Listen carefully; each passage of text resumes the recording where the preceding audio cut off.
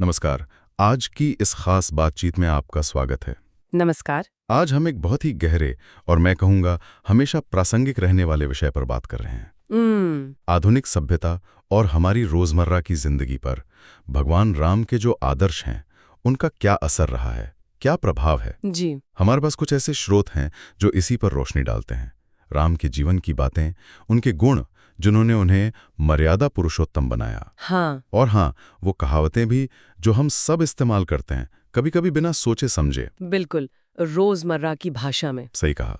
तो आज हम यही समझने की कोशिश करेंगे कि ये जो हजारों साल पुराने आदर्श हैं, वो आज की इस तेज रफ्तार जिंदगी में क्यों और कैसे फिट बैठते हैं। हमारी भाषा में, हमारी सोच में ये कैसे घुले मिले हैं।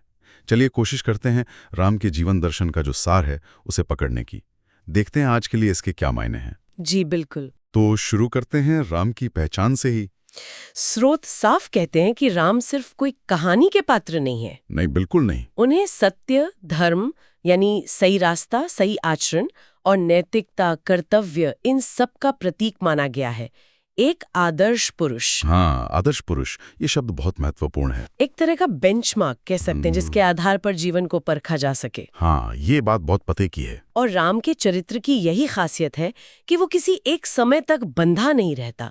स्रोत भी यही कहते हैं कि उनके जो सिद्धांत थे, जैसे अपना वचन हर हाल में निभाना, चाहे खुद का कितना भी नुकसान हो, अनुशासन में रहना, चाहे महल हो या जंगल, और हर हाल में सच बोलना।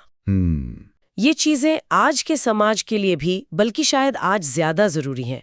ये नैतिक आधार देती हैं। सही। रिश्तों को, समाज को और व्यक्ति को भी अंदर से मजबूती देती हैं। इनकी जरूरत कभी कम नहीं होती। और यहीं पर मुझे लगता है बात और भी दिलचस्प हो जाती है। स्रोत कहते हैं कि आज की जो जिंदगी है, कितनी भाग दौड़ है, तनाव है, बहुत ज्यादा। अनिश्चितता, नैतिक दुविधाएं। हाँ बिल्कुल। इन सब के बीच राम के आदर्श एक तरह से मॉरल कंपास का काम कर सकते हैं, रास्ता दिखाने का। हाँ, और ये आज के समय में बहुत जरूरी है।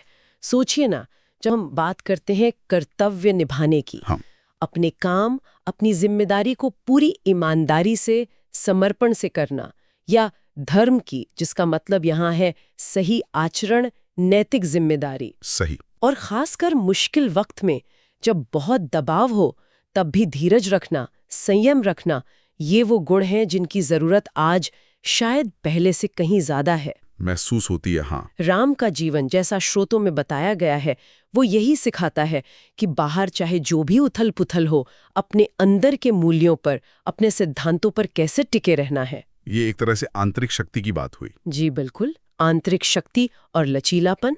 अच्छा, ये तो हुई आदर्शों की बात। अब जरा उस तरफ आते हैं जो दिखाता है कि ये आदर्श सिर्फ किताबों में नहीं है, बल्कि हमारी भाषा में, हमारी रोज की बातचीत में कैसे समाये हुए हैं। हाँ, ये बहुत मजेदार पहलू है। मेरा मतलब उन कहावतों से है जिनका जिक्र हमारे श्रोतों में है। हम बोलते हैं पर शायद सोचते नहीं कि आई कहां से।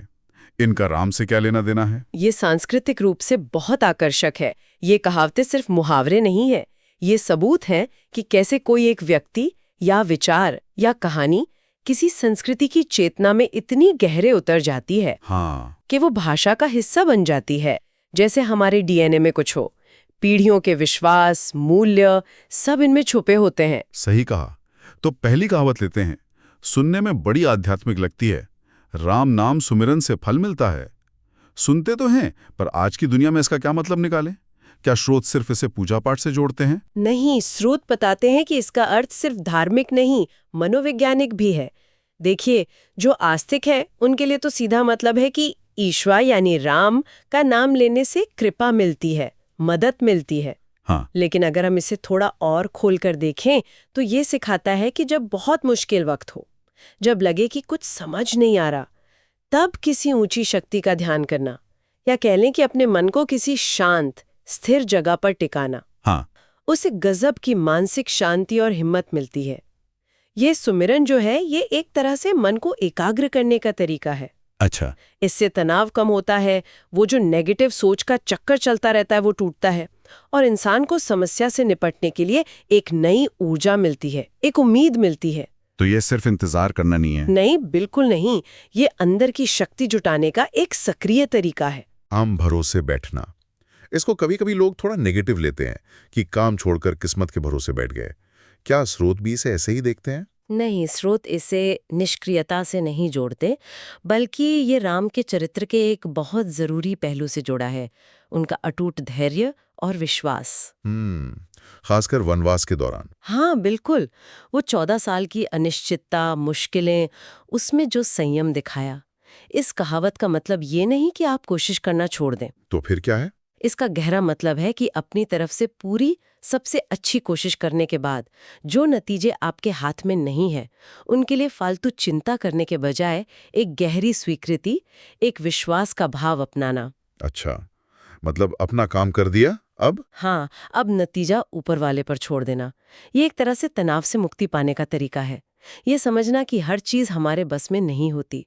ये कर्म को नकारता नहीं, बल्कि फल की चिंता से मुक्त होने की बात करता है। यानी कोशिश भी और स्वीकृति भी। समझ गया। अच्छा, इसी से जुड़ा एक और शब्द है, कहावत की तरह ही इस्तेमाल होता है, रामबाण।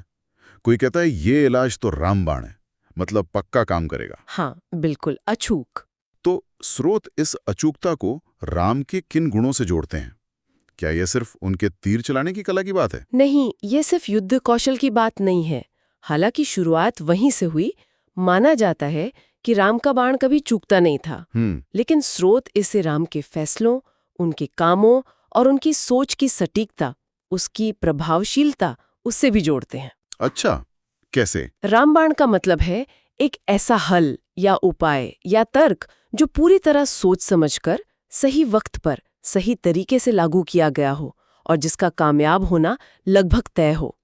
ये दिखाता है कि राम के काम जल्दबाजी में नहीं होते थे। उनमें गहरा विचार होता था, नैतिक स्पष्टता होती थी और इरादे की मजबूती होती थी। अच्छा, तो आज जब हम रामबाण कहते हैं तो अनजाने में ही हम उस उपाय की अचूकता, उसकी ताकत और उस पर गहरे भरोसे की तरफ इशारा कर रहे होते हैं। ये एक तरह से गहरी सोच और सही एक्शन के बाद मिलने वाली कामयाबी का प्रतीक है। ये सोचने का नया तरीका है कि रामबाण सिर्फ कोई जादू नहीं, बल्कि सटीक योजना का नतीजा है। बहुत खूब। अच्छा, एक और कहावत जो समाज को जोड़ने की बात करती है, राम रहीम। ये तो साफ तौर पर एकता का संदेश है। निश्चित रूप से। और ये कहावत हमारे समाज की जो गंगा जमुनी तहजीब है, जो धार्मिक सहनशीलता की भावना है, उसका एक बहुत ही सुंदर और ताकतवर प्रतीक है।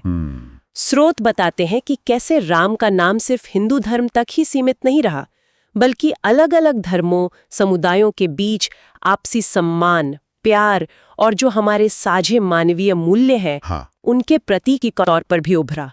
राम रहीम को एक साथ बोलना इसी गहरे विश्वास को दिखाता है कि ईश्वर या परम सत्य एक ही है, भले ही नाम अलग अलग हों। सही। और सभी धर्मों का जो मूल संदेश है वो इंसानियत, करुणा, नैतिकता ही है। ये नाम एकता और भाईचारे का प्रतीक बन गया। और आखिर में एक और अभिव्यक्ति है जो अक्सर थोड़ी लाचारी या दुख में सुनाई देती है, राम ने राम जी की। इसका क्या मतलब है? क्या ये सिर्फ निराशा है? इसे सिर्फ निराशा कहना शायद पूरी बात नहीं होगी। ये बात अक्सर तब निकलती है जब कोई इंसान ऐसी मुश्किल में होता है जिसे वो अपने काबू से बिल्कुल बाहर महसूस करता है। जैसे कोई बड़ी बीमारी या नुकसान। हाँ, या कोई ऐसी घटना जिस पर उसका कोई बस न चले। ऐसे में ये वाक्य उस परम शक्ति के आगे पूरी तरह से झुक जाना, समर्पण कर देने का भाव है। अच्छा, ये कहने का एक तरीका है कि भाई मैंने जो करना था कर लिया, अब सब ऊपर वाले की मर्जी पर है। इसमें एक तरह की स्वीकृति है, किस्मत के आगे नहीं बल्कि उस बड़ी योजना के आगे जिस पर हमारा जोर नहीं चलता। इसमें थोड़ा राम भरोसे वाला भाव भी है। हाँ बिल्कुल, कि आखिर में सब कुछ संभालने वाली एक शक्ति है। ये एक तरह से अपने कंधों से बोझ हल्का करने और हालात को स्वीकार करने का जरिया बन जाता है। इससे दुख या तनाव को कम करने में मदद मिल सकती है। वाकई ये कहावतें कमाल की हैं, दिखाती हैं कि राम का चरित्र और जीवन हमारी भाषा और सोच में कितने गहरे बसे हुए हैं। जी। लेकिन स्रोत सिर्फ यहीं तक नहीं रुकते। वो ये भी बताते हैं कि रामायण यानी राम की कहानी सिर्फ एक पुरानी कथा नहीं है।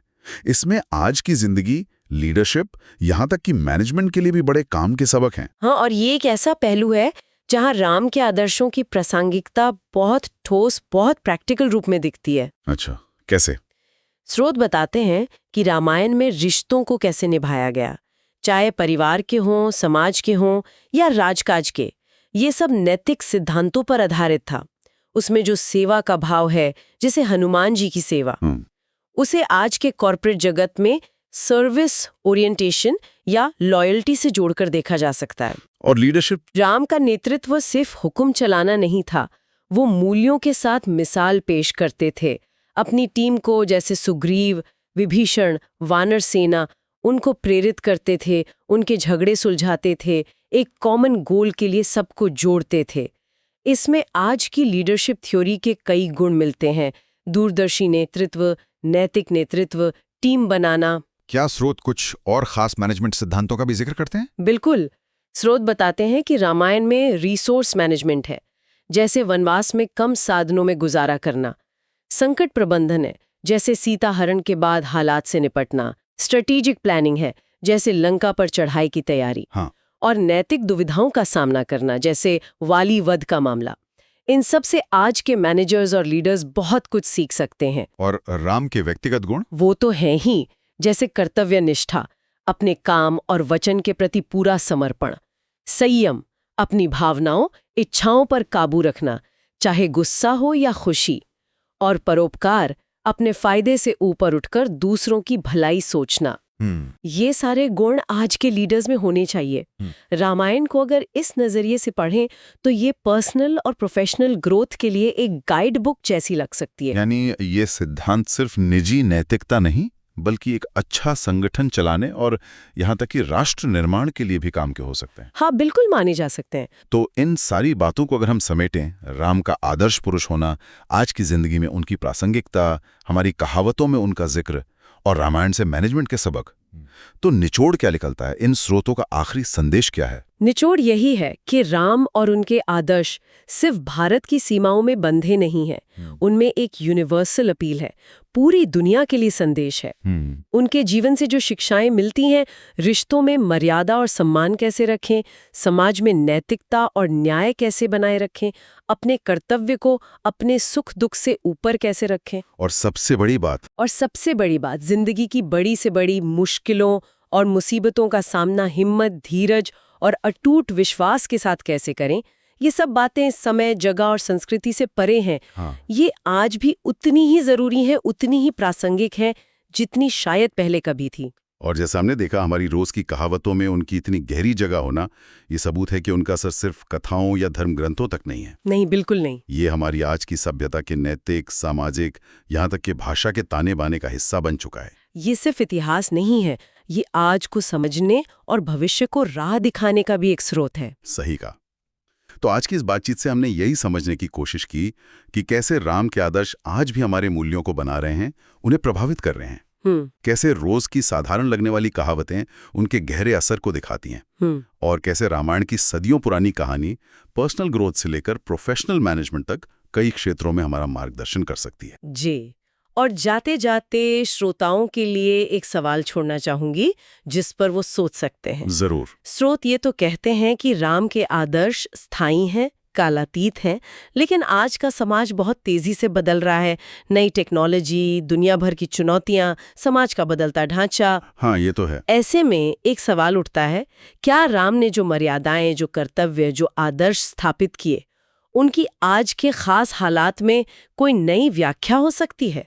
कोई नई परत, कोई खास तरह की प्रासंगिकता उभर सकती है? मतलब उन पुराने मूल्यों को आज के जमाने में कैसे लागू करें? हाँ, क्या उनको लागू करने के नए क्रिएटिव तरीके सोचे जा सकते हैं? इस पर विचार करना यकीनन आज के जमाने की एक दिलचस्प बौद्धिक और नैतिक जरूरत हो सकती है। बहुत अच्छा विचार है, सोचने के लिए एक बेहतरीन बिंदु।